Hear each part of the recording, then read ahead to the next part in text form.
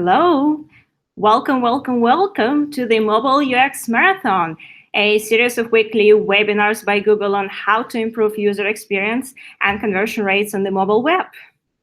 My name is Anna. You know me. I am your host today, and I'm also happy to introduce you other speakers that are with us today, joining from Dublin and Wrocław. So we will start from Dublin, and we will start from the same famous live stream studio that you saw last week, and there was a fire alarm that happened. So hopefully the girls are going to stay with us today. So we have today Nupur and Rebecca. If you want to introduce yourself, please go ahead.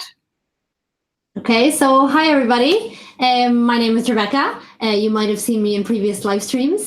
So delighted to be here today. I'm a user experience and conversion specialist here in Google. I have just over 9 years experience in CRO, UX, web design. And yeah, so happy to be here and talk to you today. Thanks so much, Rebecca. I'm Nupur, and as some of you may remember, I'm back from the homework webinar video that I hope some of you got to do. And welcome back. I've been working with Google for the last 6 years across Google Ads, Google Analytics, and Google Shopping. Thank you, Anna. Great, thanks so much. And today we'll also have with us today Lisa Fisher joining from Wrocław, and she is a technical measurement specialist. She will be joining us for a Q&A session at the very end in case you have technical questions on how to set up the Google Analytics. So hello, Lisa. Would you like to say hi? Of course. Hello, everybody. I'm Lisa. I'm currently in Wrocław in Poland. And I've been in Google for 2 years, roughly 2 years, and I'm a specialist for Google Analytics and all other measurement products around that. It's my first live stream, so I'm looking forward to it today. Great, thank you, Lisa. And yeah, so today it's the very exciting session of the Mobile UX Marathon, the second session devoted to Google Analytics, measuring success, setting up the KPIs. And if we just go to the next slide, we will see the agenda. The agenda is pretty packed today. I will briefly go through again, the key rules of how we are running the Mobile UX Marathon with you. We will have a chance to have a recap of the homework video by Nupur herself. And then we're going to speak a little bit about what basically challenges companies face when they are setting up different KPIs, deciding on these things across the organization, what kind of stakeholder management problems are there. And also we're excited to present to you a case study of Shu at the very end of this webinar, because we were receiving really good feedback on different case studies that we are presenting, and we are trying to find really good content for you. And again, hopefully the entire content part is going to take not more than 30 minutes. I will also take you through the feedback from the last time. And yeah, so the other part of the live stream is going to be devoted to Q&A, and we are really looking forward to that. So up to the next slides, we're welcoming you back at the Mobile UX Marathon. Today it's the 4th webinar, so we're halfway through, half marathon is done. Congratulations, everyone. And yeah, just to remind you, every single week, every Tuesday, same day, same time, we have a webinar on different topic devoted to UX, different speakers. If you would like to post anything about Mobile UX Marathon on the social media, you can use the hashtag MUX Marathon. And also please provide feedback. We are sending out feedback forms after every live stream. And this really helps us to improve for the upcoming sessions. And yeah, now actually would like to discuss a few of the points from the feedback from the last EMEA live stream. First of all, we've got really great feedback from many people on the fact that we extended the Q&A time. So again, we did take a few questions from the previous live stream on Mobile UX best practices, and then we discussed the zero maturity and qualitative methods. So we will make sure we will spend a bit of time on these things now. Great case studies, again, great feedback on case studies. We will hope to present to you more of that. and especially on the upcoming live streams on the Google Optimize, A/B testing, and modern web technologies. We do have a lot of them. Make sure you dial into those ones as well. And yeah, really nice comments about the fire alarm. As I said before, we've always been wondering what's going to happen if the fire alarm happens exactly when we host the webinar. So finally, it happened. Great. So now up to the next slide. So we actually wanted to take one of the last questions that we wanted to take about mobile UX best practices, but we didn't have a chance.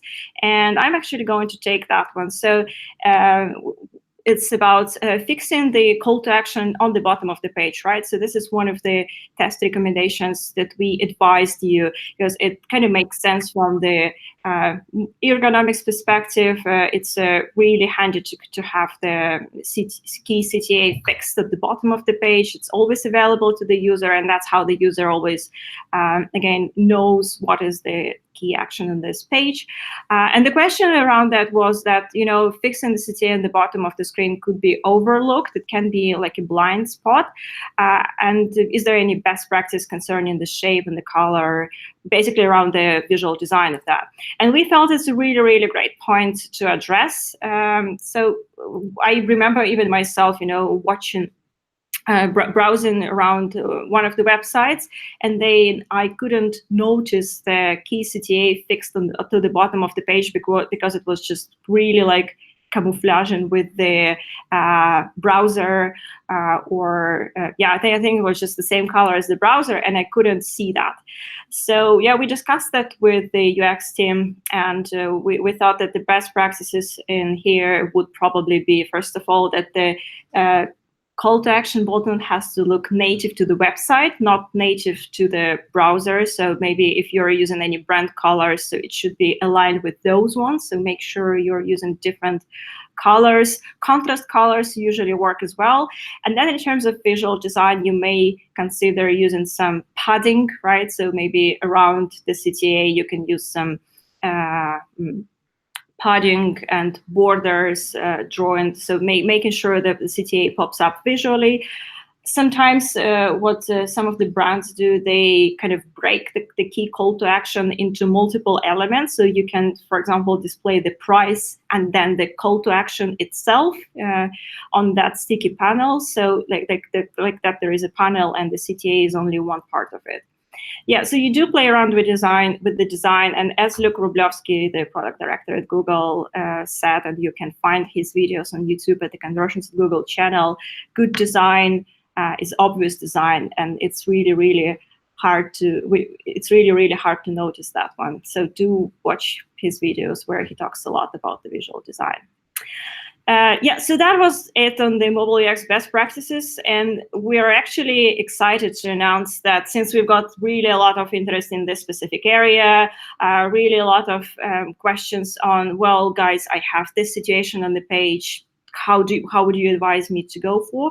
Specifically in the EMEA live stream for the next time, we are announcing that we will give feedback on one mobile website during the live stream. So please, in the feedback form that we're going to share with you after this live stream, share with us the URL you would like us to have a look at. Again, we don't know how many URLs you're going to send, how many requests, like if that's of the interest for you. But please send us your website URLs. We will choose one, and we will give feedback on our UX recommendations, basically recommendations for A/B testing on your specific mobile website. Yeah, so looking forward to the next live stream, which will be on A/B testing Google Optimize, and the first 5 minutes we will spend on reviewing one of your websites. And now I'm giving the floor to Nupur, and she is going to present the recap of the pre-work video that she has recorded that you hopefully had a chance to watch. Thank you, Nupur. Thank you, Anna, for that great introduction. Firstly, before I even start, I think I'm wishing Rebecca and I best of luck for no fire alarms today. But thank you to everyone who took their time out and watched the video. I wanted to give a couple of points in terms of brief recap on what we discussed in that video. And one of the major points that we discussed is that Google Analytics is actually a powerful tool where you can get data related to UX design through Pages Report, Audience Report, Top Pages Report, and segmentation, and how it's important to have a UX-based dashboard so that within your company, people know which data to look at. The secondary point that we had is for anyone with an e-commerce business, we highly recommend choosing enhanced e-commerce, as it gives you the option to have checkout funnel and shopping funnel and product performance that gives you the leakages in site performance experience that the user feels, or the friction that a user feels while going through that process. Handing it over to Rebecca to kick us off into measuring success. Thanks, Nupur. Okay, so today where I'd like to kick off is with a story. So what I'd like to do is take initially first 3 fictional websites, okay? So these 3 fictional websites are actually based on actual advertiser experiences. And these advertisers, or these customers, organizations, were undergoing website redesigns, okay, to improve their performance of their site. Okay, so we have 3 website redesigns here. For website number 1, the one on the left-hand side, this is where this particular company had an old site which wasn't very visually appealing. It didn't convey the sophisticated brand that they wanted to portray and to communicate to their customers. So they hired an award-winning creative agency that promised them to deliver the best website possible under this criteria. Then we have website number 2, the one in the middle. So this was very much a numbers or data-focused organization. Every decision needed to be backed up by supporting statistics, data, analytics, and they chose to redesign their outdated website to improve the aesthetics and functionality using data. Okay, and the last website redesign, the one on the right-hand side, website number 3. So this was a different, again, this was a smaller team. They had actually inherited a site redesign that was already halfway completed by a previous team that was no longer in the organization. And they needed to essentially course correct and keep going with this project. So how did they go about this? So returning to website number 1 story, the creative director led this redesign. They insisted very much so on having large images, white space, custom fonts, all of the things that the previous site didn't have. And after many delays and changes in the scope, the new site launched after some light usability testing. Okay. Then website number 2. So this was very much led by the digital performance director who led this redesign, very different to the first website redesign. And in this particular case, everything needed to be A/B tested until the new site outperformed the old site. Okay, and the last website redesign then, different again. So the team looked at the performance of the old site and tried to identify the strongest and weakest points of that site. They set up criteria for success, KPIs, for example, that were focused on improvements from the old site where performance was already lacking. So they were really focusing on these particular points in order to work on their redesign. So how did these redesigns go? So in the end, website number 1, how did this launch and how did this perform? So the launch actually went pretty badly with a lot of outages, bugs, and all the results of insufficient testing and data. Their site converts now at half the rate compared to the old, less visually appealing site. They tried to look at their analytics data about to verify what had caused this bad performance, but their 2 sites are so different, it was hard to determine what the cause actually was. And the client actually went out of business in about 6 months. So that's a good lesson learned, I think.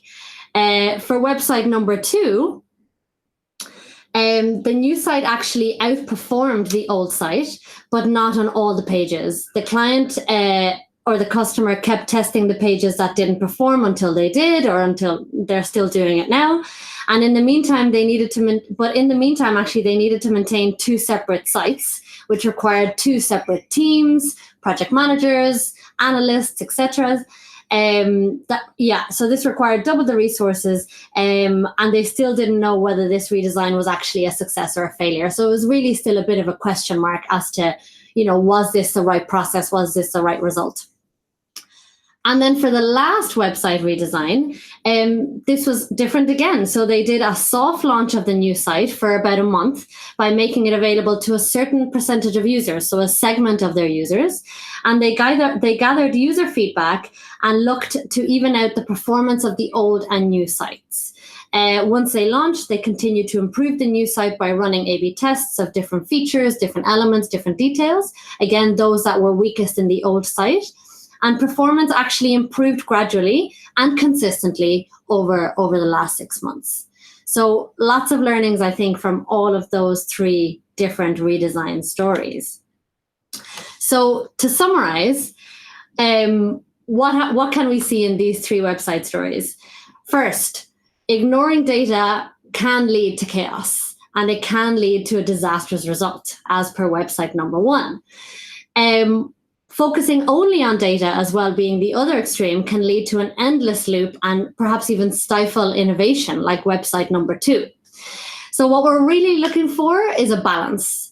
And the balance is to make sure that we're setting the right KPIs first and use data to measure your performance against those KPIs, not on everything that is on your site, but on your selected points of opportunity, as we would say. Okay, so of these 3 stories, what can we see are the 3 main challenges of these organizations? So the first is making sure that we are identifying the right business outcomes or the business objectives, for example, that we care about for our business, okay, to succeed, to achieve. The second is to make sure we're setting the right key performance indicators, as we've talked about, to measure those business outcomes, okay, or those business objectives. And the third one is to ensure that our team or our teams that are involved in the process are all aligned to make sure we're all delivering on these metrics and outcomes for our business. Okay, so let's start from the first piece, figuring out our business outcomes. Okay, so it is key that the first step we take in our measurement journey is to identify the business outcomes we want to achieve. It may help to think of business outcomes as the benefits enjoyed by you, your end users, your customers. And starting with the end in mind is actually really, really important. So how many Olympic gold medal winners speak of visualizing the finish line and how it will feel when they cross the line first? For us, the gold medal is the business outcome, okay? For example, increasing awareness, increasing sales, reaching that finish line. Okay, when you start your measurement journey with your intended benefits in mind and keep them focused during the whole project lifecycle, you will have a greater chance of achieving these outcomes in your organization.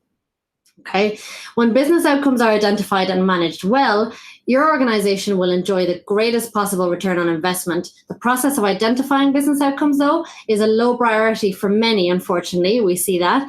And if that is the case, you may be missing a great opportunity to maximize strategic impact and drive organizational success. Okay, so really, really key. So this is actually a Forrester study, which I thought was very interesting to share with all of you today. It was commissioned by Google, done by Forrester, and it was essentially a survey of respondents identified as sophisticated marketers. And it said that 53% stated that they adhere to well-established metrics that tie directly to business objectives or outcomes. These marketers support organizations that are at least 3 times more likely to hit their goals than other marketing organizations. So marketers who are winning the growth game today don't base their analytics plans solely on the measurement tools that they have.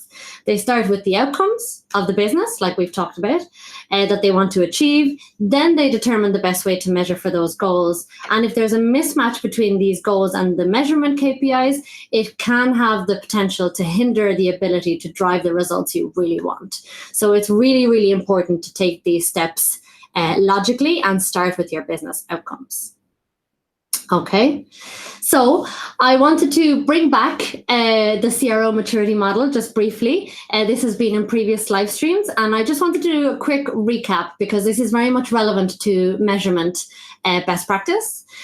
So I won't go into detail in it, as I said. However, I just wanted to remind everyone that this model is a way of accessing the current status of your business in a particular area versus the ideal scenario on these specific factors. Okay, so those factors are listed on the left-hand side in blue. Okay, so when you analyze your current status and position in this maturity model, this clearly highlights the gap between where you are today and where you want to be. So what is your best case scenario? Okay. The benefit of the maturity model is that it helps structure your approach towards reaching that desired best case scenario in a realistic and systematic approach. It highlights the key factors and areas that need attention in order to attain this best case scenario. So let's look at the maturity model and how it applies to measurement and what we need to take from it in this particular context. Okay, so if we start with knowledge, across the different maturity levels that we have looked at previously, we can see that we can start gathering measurement information, in other words, data and information about our customers in a quantitative method by perhaps even looking at our marketing team. What do they know about our users? What do we have in our CRO basics and our UX and our analytics, our experience in CRO, and even perhaps BA or BI information as well? Really important. We have all that knowledge. Let's gather it and see what we actually know about our users. Then in terms of insights methods, what heuristics do we know are best practices? What have we tested and implemented and learned from already about our users? What have we A/B tested, segmented? What do our tools say already, our heat maps, for example, and any research we've done before? And if you do user testing labs, what have we learned from them? What information are we gathering from our users already? Okay. So once we have identified these business outcomes through gathering this data that we actually already have in our organizations, let's set down our business outcomes that we want to achieve. And then now we need to identify what the key performance indicators are that will accompany these business outcomes and how we are going to track these. Okay. So before we look at KPIs, what do we need to track our IPIs? We need tools, right? So let's reflect on the tools briefly that we need to have in place in order to track these. So starting out, it is key to have basic analytics as an absolute benchmark for our users. And they are free. There are many basic tools out there. Look for them, sign up to them, start gathering those basic analytics on your users. And as we gather more data, you may start to identify user pain points which need optimization. And if you're an even more advanced organization, your tools are more sophisticated. You may have stopped using tools you started out with now and spend more time with tools that offer more insightful results, perhaps like specific demographics, affinities for personalized content, for example. And lastly, if you have even further sophisticated tools, even third-party subscriptions can give you that extra competitive advantage, okay, when it comes to measuring that user experience. So the tools are very much part of the system of measurement. So now that we have our business outcomes in place and have the tools in place we wish to measure with identified, let's deep dive into our key performance indicators. Okay, so before we start on what these KPIs should actually be, it's really important to have a strong understanding of what exactly a KPI is, okay? So a KPI is a key performance indicator. It can be identified as a measurement that is in place to measure the performance of any business activity. So in this case, we'll be focusing on KPIs that measure the effectiveness of a website. These KPIs should help you and anyone else that works on your site or on your teams or on products that are online, for example, to establish a clear connection between your online efforts and your business goals or your outcomes that we spoke about before. Then you can use these KPIs to make data-driven decisions for your organization. Okay, so let's start with our maturity levels, which is what the same structure that we had for our CRO maturity model. Okay, so, and on the left-hand side, we have 3 factors. We have a challenge, which is our data measurement-based challenge. We have our resources. So these are the resources that we need to have in place in order to be measuring our KPIs correctly. And then, so we're going to go one by one. Okay, so in terms of nascent, how can we better understand our business? This is a challenge that we really want to try and address when we're starting off in our measurement journey. So what resources do we need to have in place? We need to have at least 3 months of analytics in order to be able to start looking at trends, at user behavior trends. What are we seeing? We need our KPIs identified. We need at least a basic measurement plan. Nupur is going to take you through that later on today. Some customer service insights, and Google Tag Manager to have everything tracked correctly.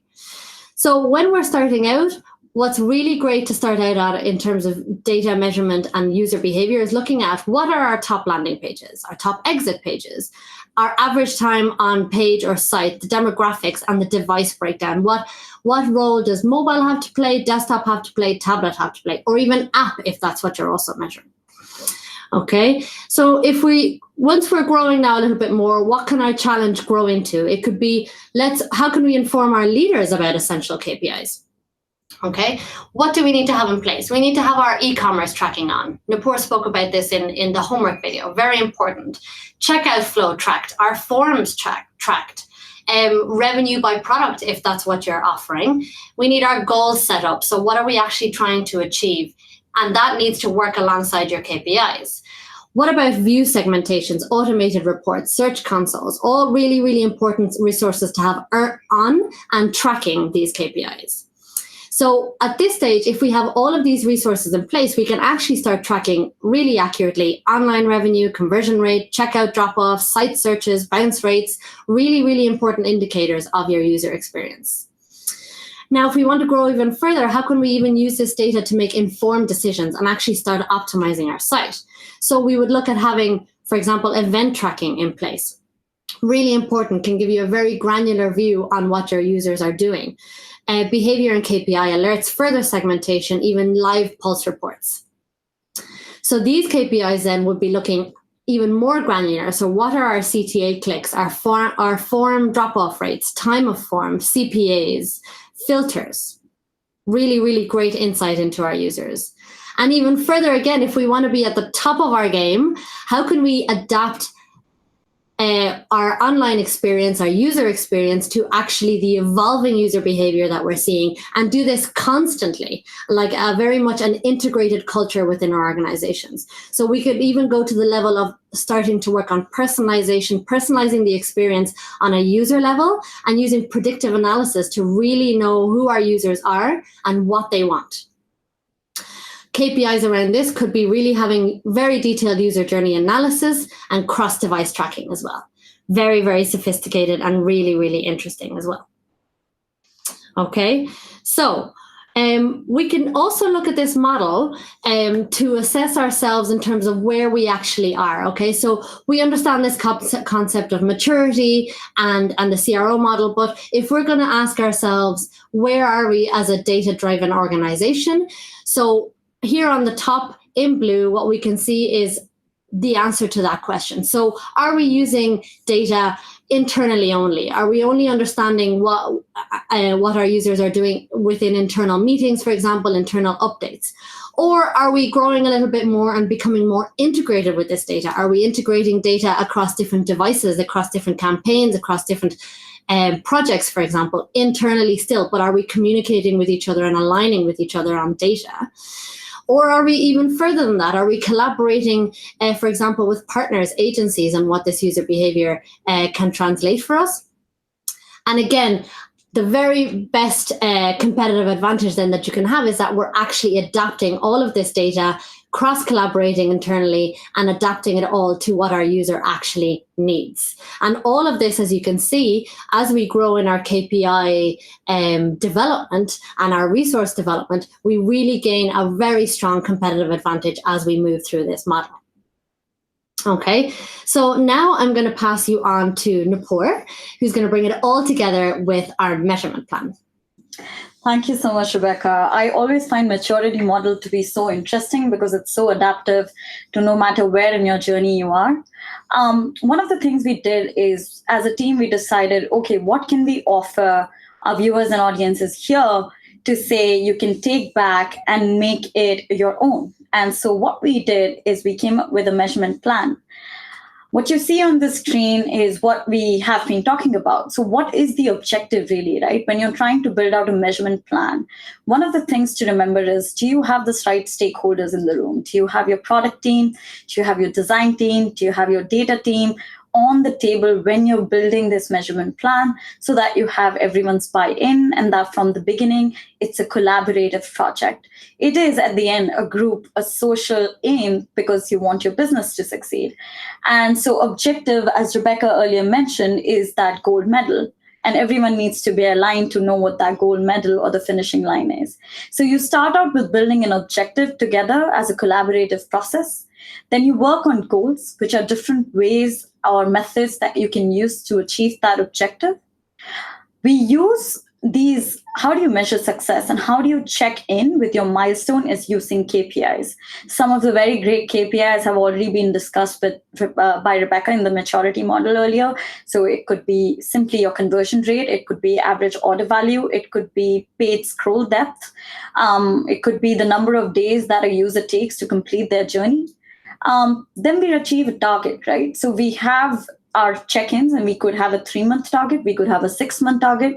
We could have a target that's customizable to our own business and have soft internal targets. And then we decide which segment to use when we start comparing all of these metrics. So KPI could be your metric and a target, but which segment of your customer base are you trying to take into account is also something that's important to consider. Is it new users, returning users? Are these users coming from certain demographic? Is some of the things that we can look at. So what we did is we built out some examples for you, but we also have a template that you can download. You can make a copy of that template and then see how you'd like to build out an objective plan for yourself, for your business. As we see a couple of examples here, the first one is creating awareness. So when your business objective or your finishing line is to create awareness about your business, one of the goals could be, how do you reinforce offline and online advertising and just get the word out there about your business and your product and services? The KPI there could be branded traffic. So that also becomes our segment, because what we are looking at is the traffic source. Where am I getting my new users from? How am I acquiring them? What's the channel of acquisition?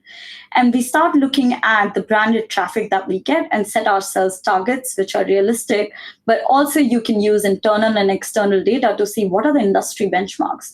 What is the benchmark for a company that's performing really well in the same segment, and how much of data visibility do you have into that? Again, we definitely recommend using internal sources of data, but also external sources of data, just to be able to benchmark yourself optimally.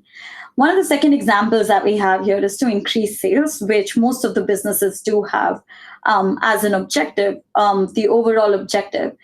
So if increase your customer spend per quarter and increasing their lifetime value is one of the goals that you have, then average order value could be one of the KPIs that you could have. How do we make sure that when a customer comes onto our website, that has already taken a bit of effort? Now that they're on your website, how can we improve their experience? How can we make sure that the products that they are looking for can easily be found on our website? And we'll see some of the examples in the case study that beautifully ties in some of the concepts that we've been talking about. And the target that you can set is, let's say, £95. This is what we're looking at by this date and by this timeline. And then again, the segment that you could be looking at is product recommendations. So when someone comes and buys this, can you use the data that your website has been collected for a long time and recommend a product to the user? And a lot of retail websites have now started doing that really well. So these are some of the examples. We will be sharing this link so that you can definitely download the template.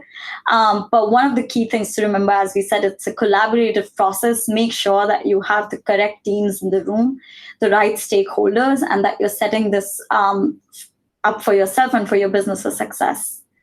What we'll do is, before we reach our finish line for the live stream and before we take questions and answers, we'll discuss a really interesting case study that one of the larger shoe retailers, shared with us. So thank you for that.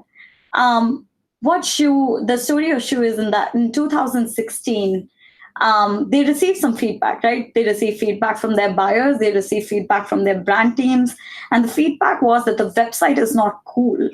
And they wondered, what does cool really mean? And they kind of started looking at different elements of this. So then what happened was that Shu's largest competitor redesigned their entire website. And that became a huge catalyst in taking this forward. A really cool video about this is available on YouTube if you go on Conversions Ad in 2018 by Stuart McMillan. And so Shu decided that what they'll do is, when we remember the website of the 3 website tale, Shu decided that they'll also start testing different elements to different 10 to 20% of the audience, and they'll expose newer elements, and then they'll track data. So as you can see, what we are trying to focus on in this story is the part about communication with stakeholders. So there are other elements, of course, that ties in, and all of that is available on the YouTube video. But here, what we're really discussing is, how do we communicate with stakeholders? This is one of the initial emails that Shu had internally going on, where they were saying, these are our primary metrics, secondary metrics, tertiary metrics that we should be focusing on. And as you can see on the slide that we have, they decided the frequency of it would be daily. So they decided that with their stakeholders, there'll be constant communication. They'll update them daily on the primary metric, which is conversion rate. They also came upon the fact that the hypothesis should be, when they relaunch the website or they redesign the website, the conversion rate should not be negatively impacted. So they said, we keep on testing the new elements of the website and redesigning it till the time the conversion rate doesn't get impacted. So now they decided to start reporting on conversion rate. What happened was, they were communicating it as we see on the left-hand side. So they were telling the percentage of traffic that was exposed. The frequency, as you can see, is every day. And then they were using colors like red and green and showing everyday percentage. But when you choose the data frequencies every day, some days there were no conversions. So the baseline in itself was 3 conversions, 2 conversions, or 0 conversion. It kind of created an internal panic between the stakeholders, where they said, wow, our conversions are getting impacted. So should we go ahead with this or not? Should we ever do a 50-50 test or not? And they kind of decided that the other way to communicate this is much more precise, where we show, as you can see on the right-hand side, when they redesigned their communication style and they chose which stakeholders to kind of communicate this with, they took the desktop and the mobile version of it, they took the current and the redesigned website and started sharing data upon that.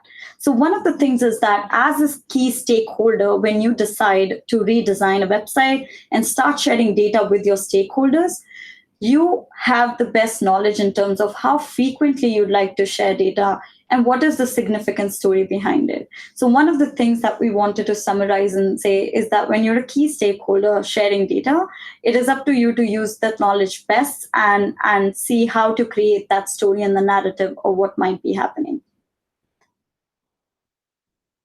And one of the last things that we wanted to say is that they also decided to use qualitative and quantitative insights, which is another thing while testing. So don't completely rely on metrics, because that can be an endless loop, as you know, but also take qualitative user testing insights while you're redesigning your website.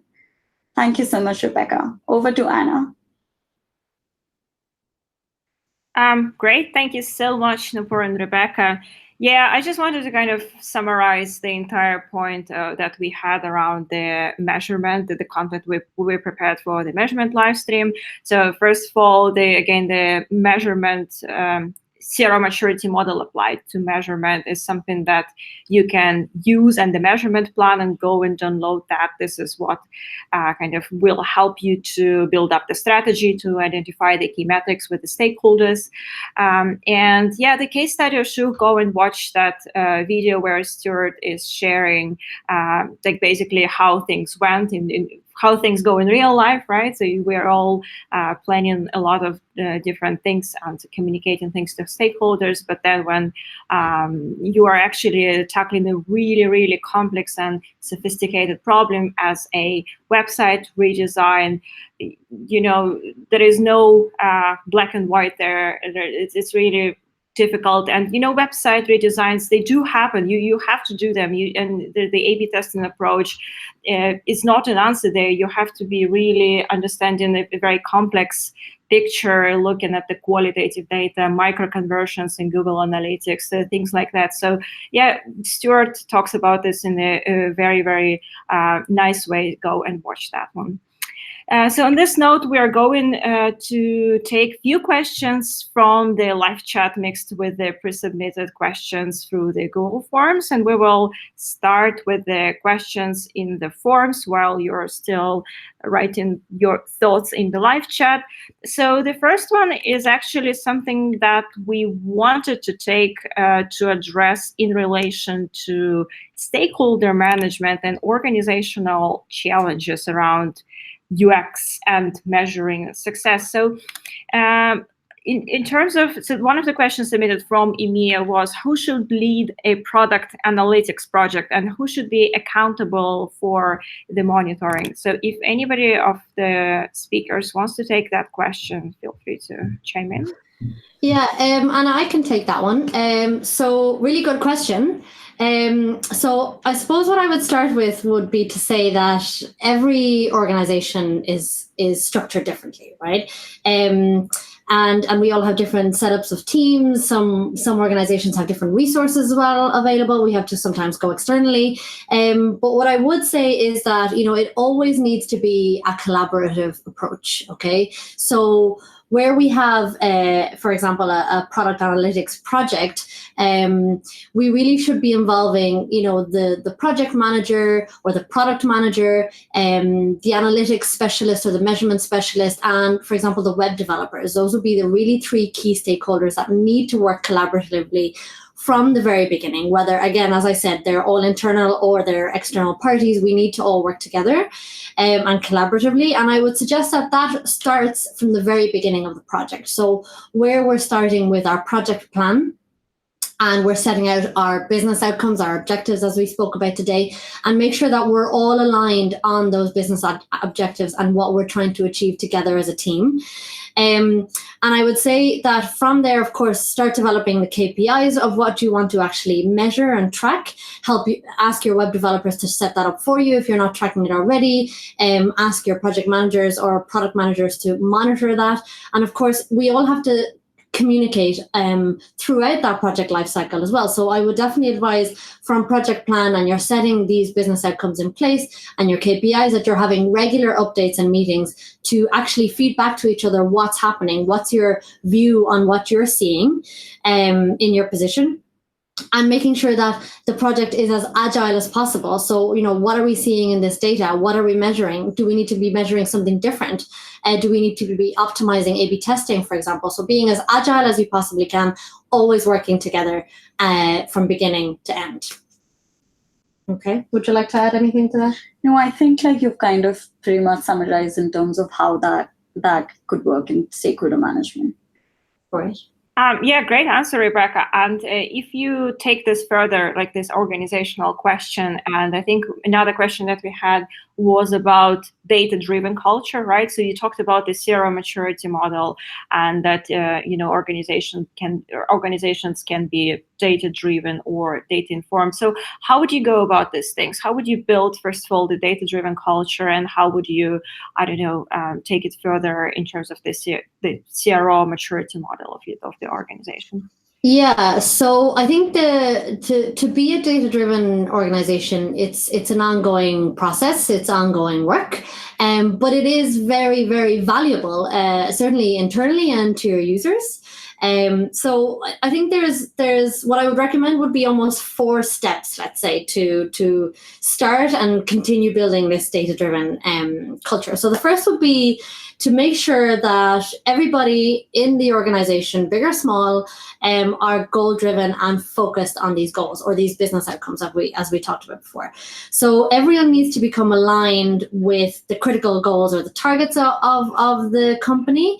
And, we can start by integrating these conversations into our meetings, our updates, into our syncs, into our documents.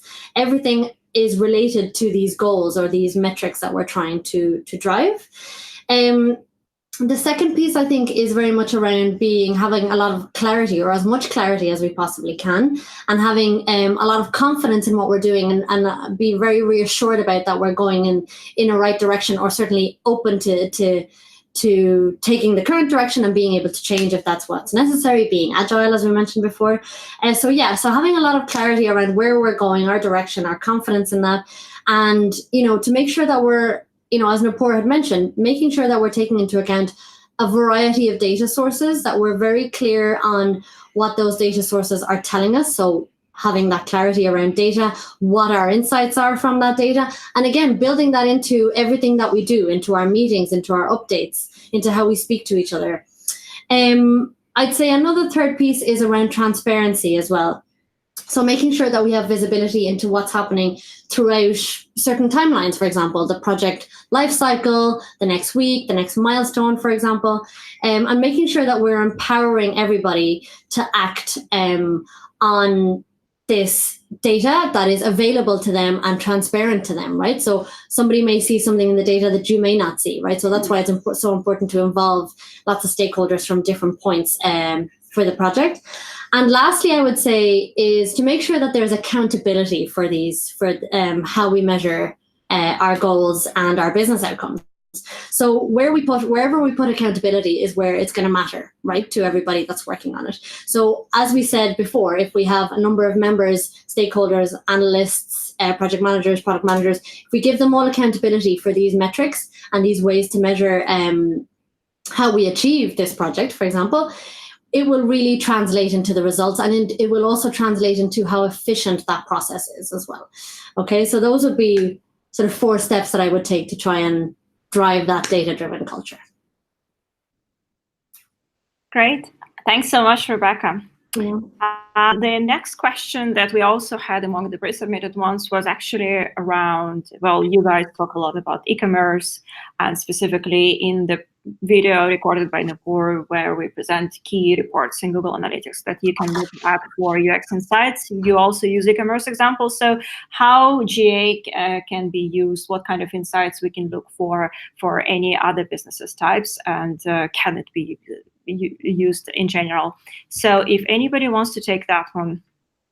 Thanks, Hannah. I'll take that question. It's a great question because what happens is that Google Analytics is a website measurement tool, right? It's a data collection tool which measures user behavior. And there's a lot of insights that you can gain when it comes to e-commerce or a retail business, because you get product performance, sales performance, cost and revenue kind of ratios and data. But I think in that what gets lost is the kind of value you can gain for any lead generation business and any content-driven business.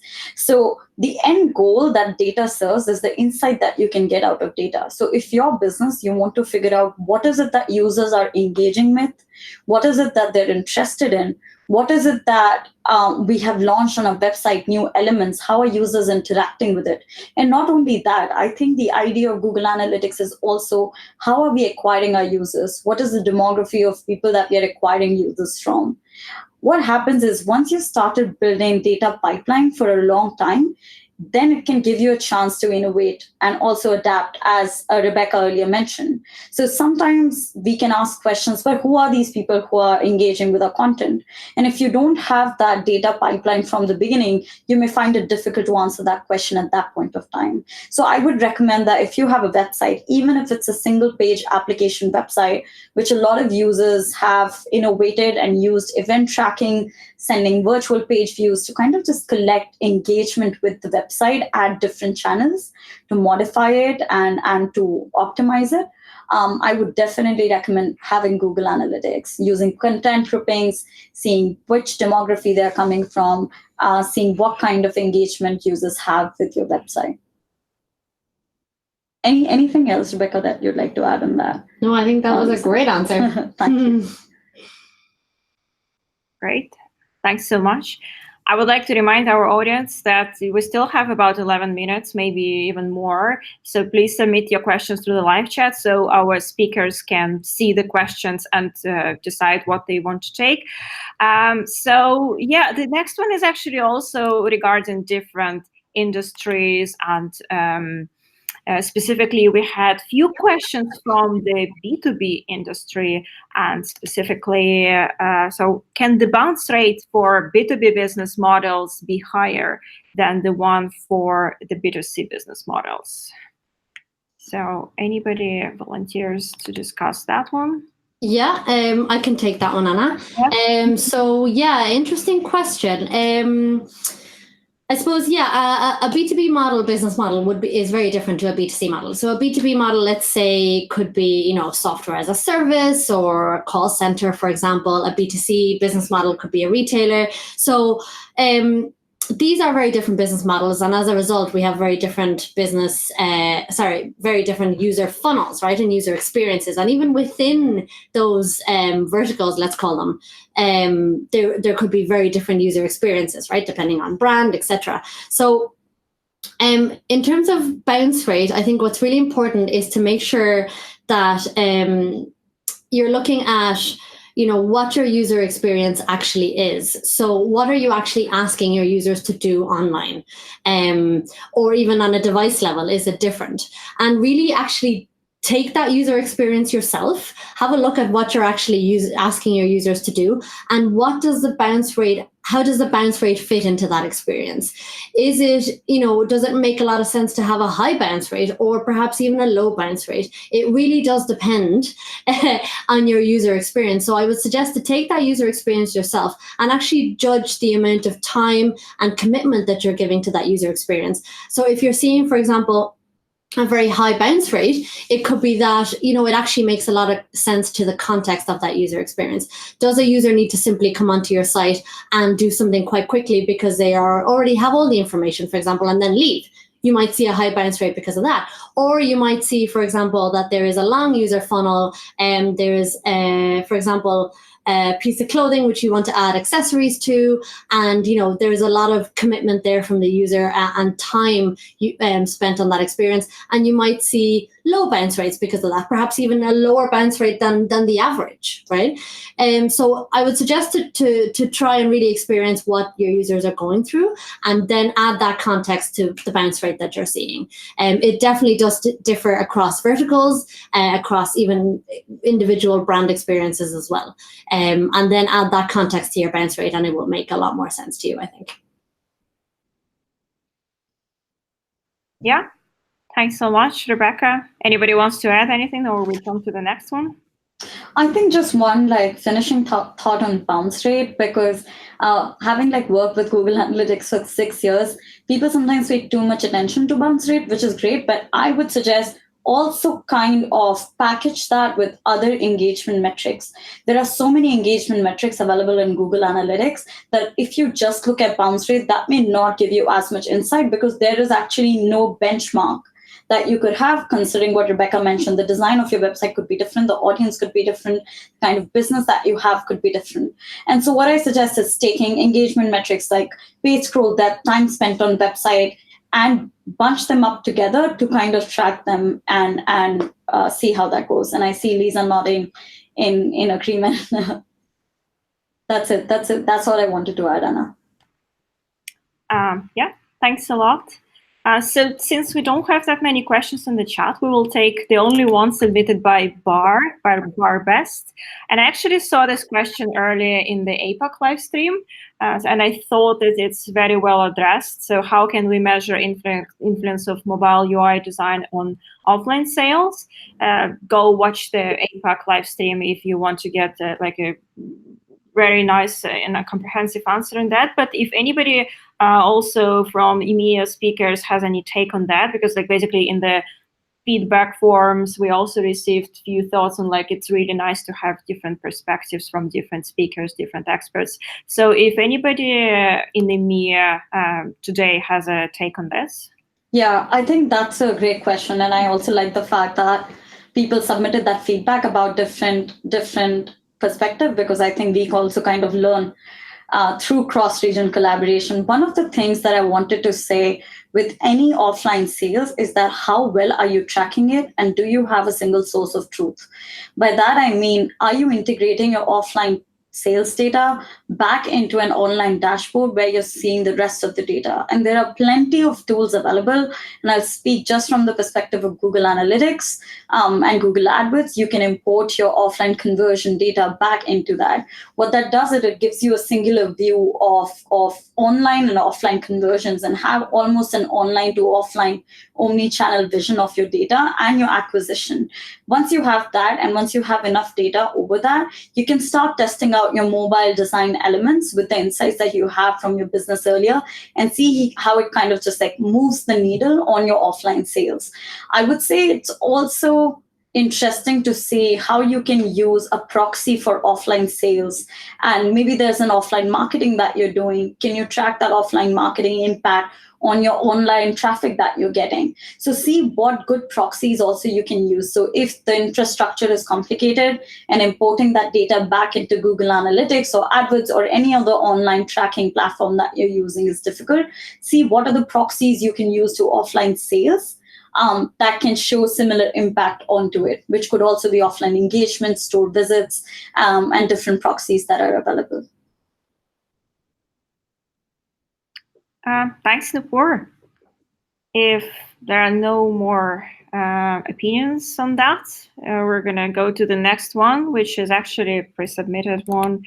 And we felt it's really great because it's about balancing designing for consistency and at the same time segmenting the audience into the different buckets. So the question itself is, do we categorize the traffic types on the basis of location, topography, age, gender, knowledge, etc., while designing for consistency in UX? So how do we balance that, and what are the actions there? I'm happy to comment on this one. So basically, as we all know, different user groups behave different on your website, right? So Google Analytics segments and all this analysis of this user group helps you kind of to identify them and to isolate the insights that you get about your users. So for instance, it can be very small ones like, okay, we can see that in a specific country, the bounce rate that we just discussed, for instance, is very high, or you see specific patterns within a user group that not necessarily need to have a complete redesign of the UX of your website, but can actually be smaller improvements that also help you to target that specific user group. And that, for instance, can be in the language example. You can say, okay, if there is one specific country where the users drop off very highly all the time they spend on a website, or one single site is very bad, very low, then you can consider like localizing your website or any smaller changes. So to sum up, kind of segmenting this data helps you to identify the user groups and kind of certain patterns, and then you can see how you can adapt your UX to also cover these different patterns. But it's not necessarily that you have hundreds of versions of your website to kind of meet all the needs of every single tiny user group, but yeah, kind of see it on a larger scale. Thank you, Lisa. So if we don't have any more questions coming in the live chat, I don't see any, unfortunately. We will take the last one that we have submitted through the form. Again, the last one coming from EMEA. So folks, any recommendation on how to notify users about analytics gathering and the option of opting out? I'm reading out the questions as they are, and again, the way we interpreted them also. So I guess it's about how do we notify the user about the fact that we are gathering the data about them and we are using that as a business to make decisions on, I don't know, UX. So if anybody wants to take that. Yeah, no, thanks. I'll take that question. And I agree with you on the interpretation of the question. So for people who are live with us, if you feel that it's a different question, please clarify it through chats. Happy to take any modifications. But from what we understand, if the idea is when a user lands onto your website, it's always a great user experience to have that kind of transparency where the first place where user goes is says, okay, I consent to sharing my data and gathering my data. One of the best industry practices that is now being implemented by many websites and businesses is that they give another option and say, would you like to see what data we are gathering? Or would you like to see what cookies, and would you like to modify your preferences? So it almost gives users the choice to say, these can collect my data, but these two websites or tagging implementation systems cannot.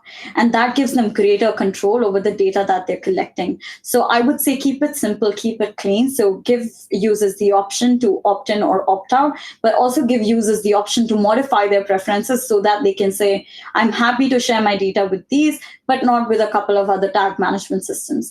The other thing that I wanted to say is that if you just type in Google Developers Web Guide of Google Analytics, there is a great article on how to opt out. So Google Analytics opt-out developer guide. That's a great guide that kind of shows you how to go about it and how to have the opt-out option given to users. Awesome. Thank you so much. I would like to thank all our speakers, all our experts.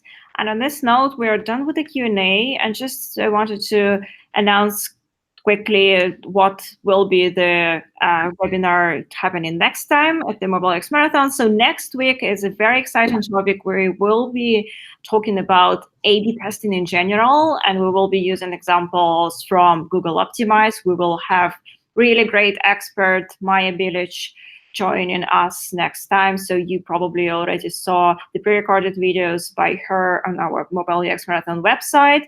If you haven't seen them yet, you will receive an email with the pre-work to complete. Do watch them and prepare your questions for Maya, submit them through the form. So we will see you next time on the 4th of June, same time, next Tuesday. Also myself, I will be there. Lena Hansen will be there to take your general questions on A/B testing. Please come and bring your own knowledge of the CRO or your UX expertise, and do challenge us with your very, very good and strong questions. So I would like to thank our speakers. Thanks, Rebecca and Nupur.